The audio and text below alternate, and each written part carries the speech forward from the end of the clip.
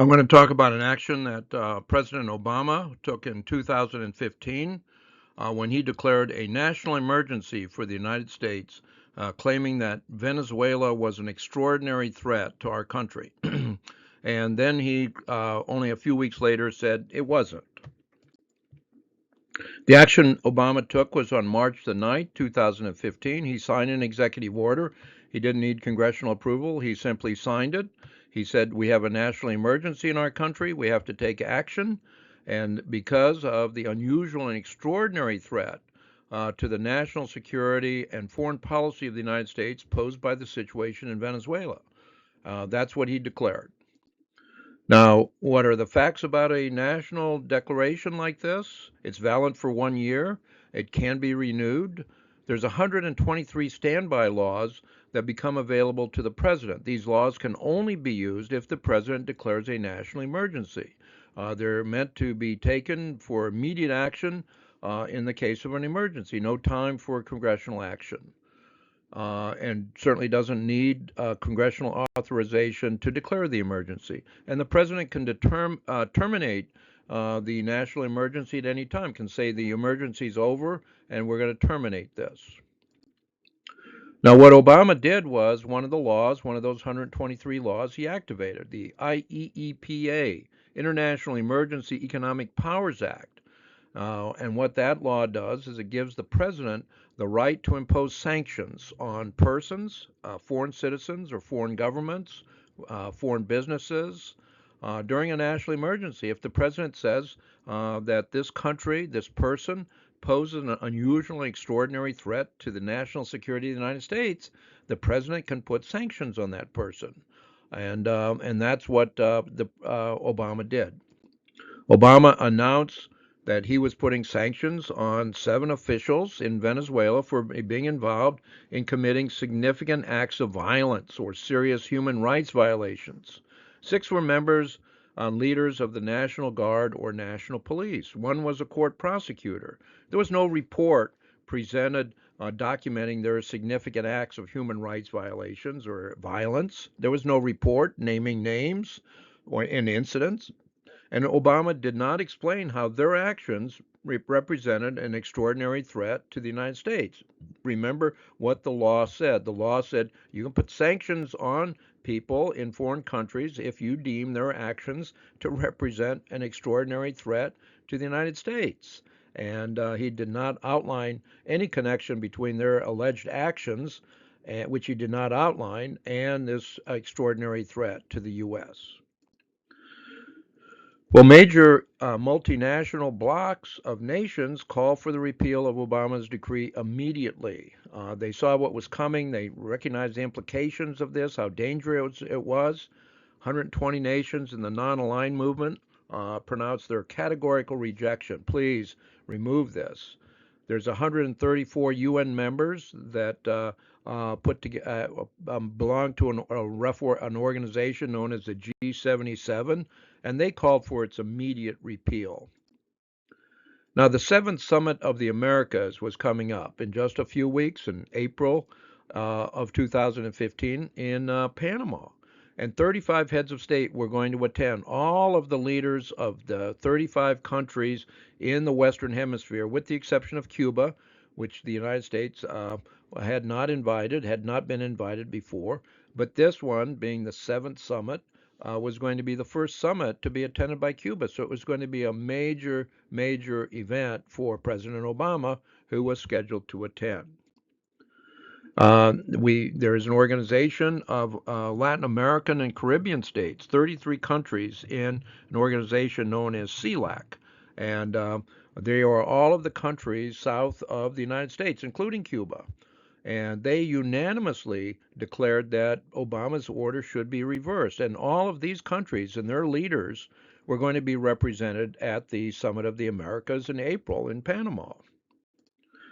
The president of Ecuador, Rafael Correa, made this statement saying, "Who can believe that Venezuela is a danger to the United States?" He said it's absurd, and who can in their right mind can think and accept such a thing? It must be a bad joke. And this was the tenor of what all of the leaders in Latin America were saying about Obama's declaration. So Obama backtracked. Facing this criticism, Obama backtracked and he did a press interview on April the 8th, just before going down to Panama. He said, "We don't really believe that Venezuela poses a threat to the United States." He said that, even though he declared that it was an extraordinary threat.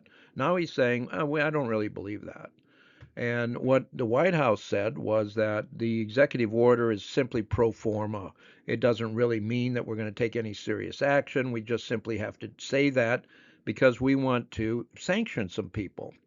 And the language is necessary. We can't put sanctions on these people for being an extraordinary threat to the United States or for actions that we don't approve of unless we declare that. So the National Lawyers Guild right here in the United States said the obvious. They said if the president really believes in the rule of law, he shouldn't be making false declarations. It's totally cynical. He simply says, I want to take some action and put some sanctions on people, and the only way I can do that is to declare a national emergency, which I really don't believe in. Those potentially have serious consequences. So they said the obvious. They said if Obama really does believe that Venezuela doesn't pose a threat, then he should withdraw the executive order where he declared that it was. USA Today covered this story and pointed out again, well, gee, those emergency declarations really sound ominous. An extraordinary threat to the national security of the United States sounds really dangerous, but it's really no reason to be alarmed. Those dire warnings are simply formalities. And so over the years, presidents have used this because they want to take certain actions and they declare that a country is an extraordinary threat. And it become routine, except this time. This time it blew up and it backfired on the Obama administration. So the seventh summit of the Americas happened in Panama in April, and Raul Castro from Cuba and Obama shook hands. Obama was opening up. The United States was going to move toward normalization of our relations with Cuba, and this was really an important moment for Obama's foreign policy. The United States had refused to even recognize the government down there.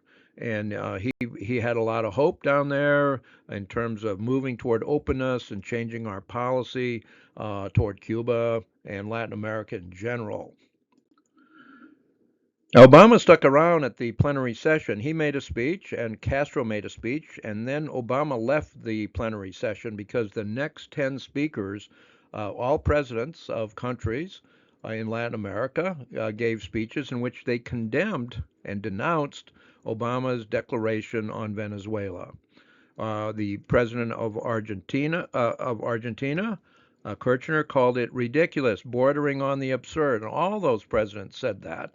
And so when Obama had wanted to go to the seventh summit of the Americas and get a lot of credit and applause, recognition for moving toward normalizing relations with Cuba, instead he got vilified for what he had done with regard to Venezuela. All of the countries were united against the United States because of what he did on Venezuela. It was a disaster for Obama.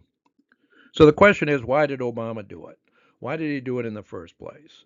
Well, a couple of scholars wrote a book chapter in 2016, and they addressed this issue, and they pointed out that there was a very small, influential faction in Congress, Cuban American Congress people, mostly from Florida, a very important swing state.